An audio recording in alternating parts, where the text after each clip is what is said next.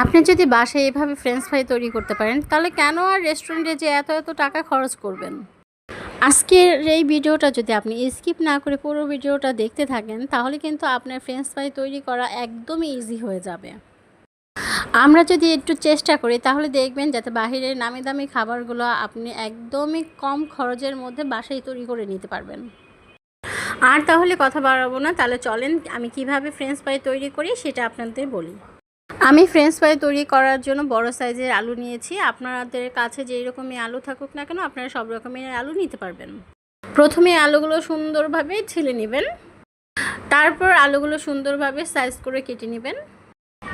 তারপর চুলার মধ্যে গরম পানি বসিয়ে দিবেন। গরম পানিটা বলক চলে আসলে ওর মধ্যে দিয়ে দিবেন একটু বেশি পরিমাণেরই লবণ দেওয়ার পরে আপনার আলুগুলো ওই পানিতে ছেড়ে দিবেন। আলুগুলো কিন্তু বেশি সিদ্ধ করা যাবে না, 2-3 মিনিট সিদ্ধ করার পরে আলুগুলো সুন্দরভাবে একটি ছাঁকনিতে পানিগুলো ছেঁকে নিতে হবে।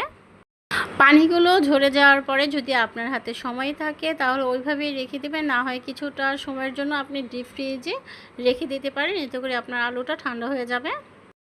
আলুগুলো ঠান্ডা হয়ে যাওয়ার পরে আপনার চুলার মধ্যে তেল বসিয়ে দিবেন। তেলটা একদমই গরম হয়ে আসলে তারপর ওর মধ্যে দিয়ে দিবেন আলুগুলো।